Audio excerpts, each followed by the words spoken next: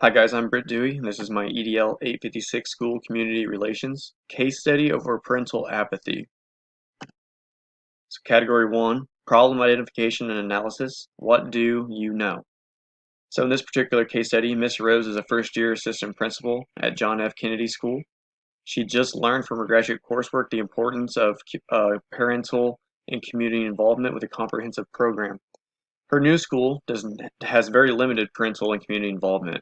There's no parent-teacher association or parent-teachers organization. She addresses her issues of limited involvement with the principal, but he disagrees. He states that he felt the way she did earlier in his career, but he began to meet with a lot of parents and community members, and he felt like the parents and community members didn't have any interest in being involved with the school. She brought up this issue again at a later date, and the principal agreed to meet with interested parents to create a parent advisory group, but he was not going to agree to create a parent teachers organization or a PTO.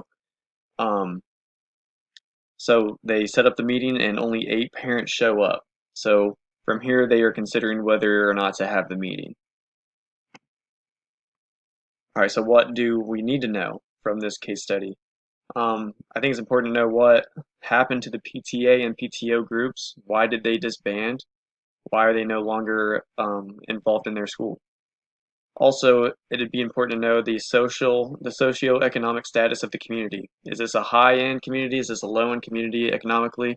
We don't know. So that would be important to know to see how much parents would potentially be involved. How does the school communicate with parents and the community? In the case study, there was the principal sent home letters with the students. That seemed to be the only thing mentioned as far as regarding communication with the community. So obviously um, that would need to be vamped up pretty significantly. That's not very good to show that the community that what you're trying to do. So kids lose stuff all the time. What has been done to develop relationship with parents and community members? Obviously, there's not strong relationships built between the community and the school, and this is something I believe is extremely important. That is being building relationships. That's a very powerful thing, and obviously the school is limited in that. And also, does ELL play a role in limited parental involvement? Obviously, if there was a language barrier, that would hinder some of the participation between the parents, amongst the parents in the school. So those are some questions that I feel are very important for this particular case study. All right, so the problem. Obviously, there's a lack of relationship and communication between the school, the current principal specifically, and the community. And the current principal also has a negative mindset. He does not want to put in the time or work into building relationships. He kind of just wants to go with the flow, and he doesn't see it as an issue at this particular moment. The new principal, Miss Rose, has a limited role under the current administrator or the current principal. That is a problem. She's very enthusiastic and wants to make positive changes within the school, but her role is limited currently. And then lastly, the last problem I have is current administration has not promoted school community relationships. Category 2, the plan of action. I think it's important to meet with those 8 parents who came. So talk with those parents, allow them to have a voice, and as administrators, you need to listen to those voices and hear their concerns or suggestions. Um, Also, you need to open the door for continued conversations in the future. So schedule another meeting and encourage more parents to attend. You know, they have 8 parents who are there and want to have voice within the school, so that shows that there are some parents who do want to have relations with the school. So I think that's a good place to start, and you just need to build on those 8 parents who showed up.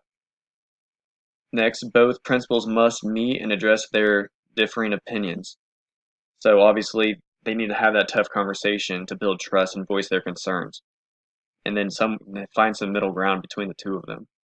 They remember they are a team working together, both administrators for the same purpose, which is meeting student needs.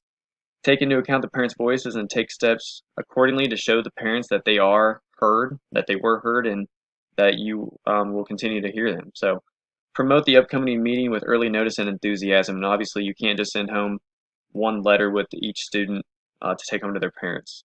That doesn't work. There needs to be more. Strategies for implementation. Have regular meetings with the parents and community members.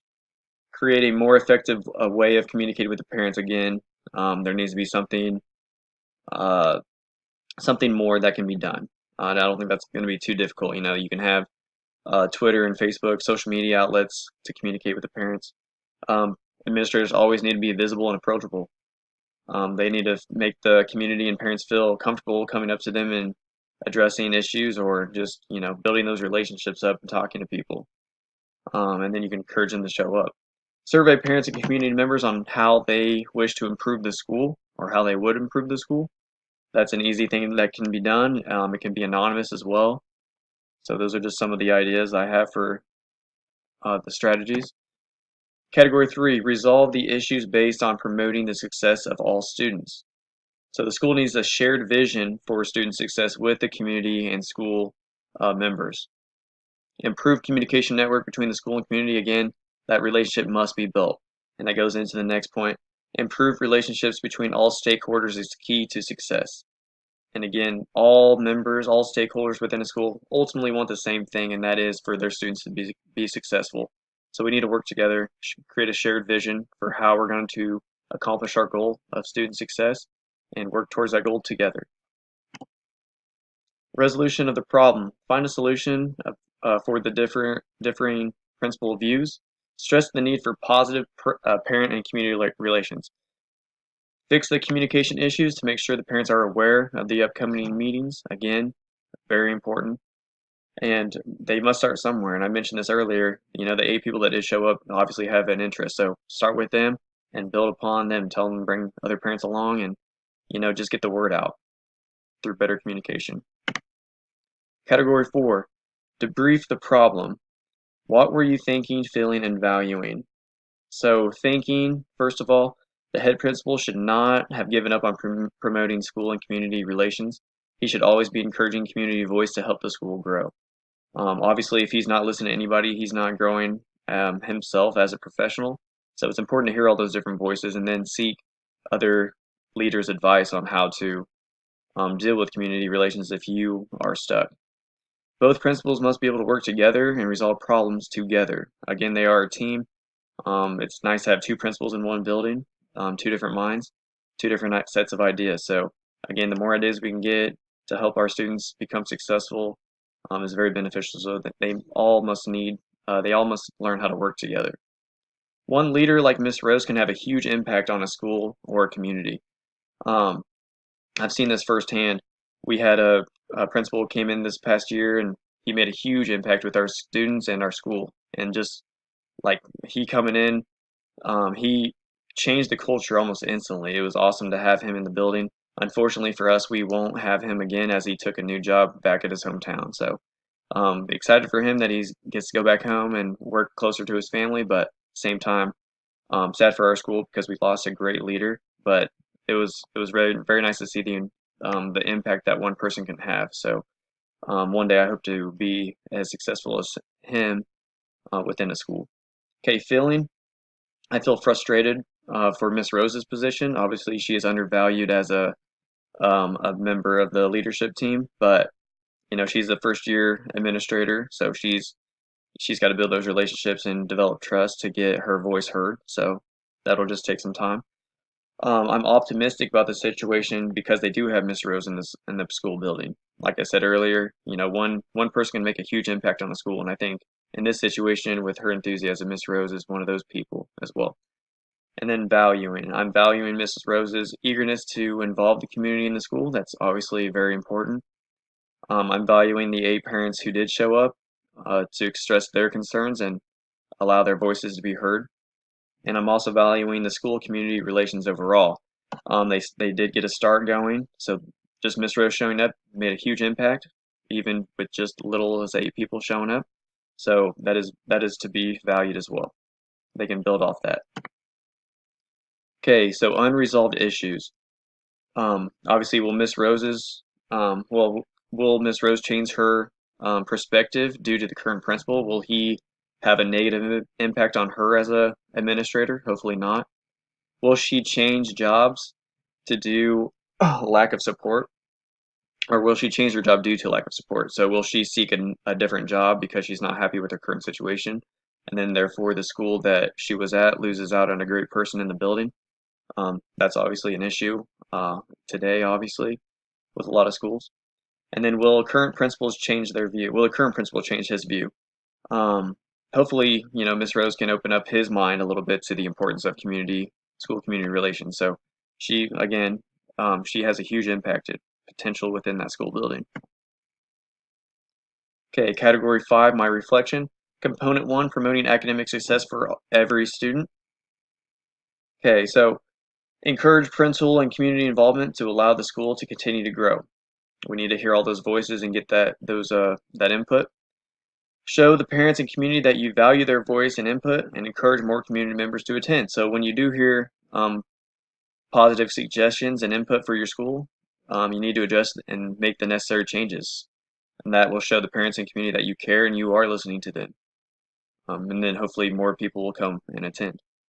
And then by promoting school community relations, a stronger school culture will grow. And for me, I think the best thing a school can have is a positive culture. Going to different buildings throughout my career, even as a substitute teacher or student teaching or, my current job, you can tell, you just, as soon as you walk into school, you can feel how much different a school is. And that is both negative and positive. Some schools just have a very positive, and the energy within that school is amazing, and that's something I want to strive for when I have my own school, that positive energy. Component 2, promoting personal well-being for every student. Maintain open communication lines to address student needs. Proceed with scheduled meetings regardless of turnouts. Obviously, if those 8 people show up, you're gonna listen to 8 voices that night. So I think that's important. And then take time to develop relationship with parents and community members. Again, relationships is probably the most important thing with being in education. You need to develop relationships. If you don't have relationships with your students, they're not gonna want to listen to you as easily, and they're not gonna want to be in your classroom. So relationships are very, very powerful, and that will continue, wherever you're at in the education field. Component 3, promoting communities of engagement for families. Always seek community and parent feedback. You need to hear those voices so you know what changes you need to make. Share the vision for the school with the community. That will have, that shared vision will have community buy-in, and then you're all working for the same goals. It becomes a more of a team kind of feel. And then reflect on parent and community input and make the community needs. Okay, I think I glitched out there, but we'll move on. All right, that was it. Appreciate you guys listening, and have a good rest of your summer.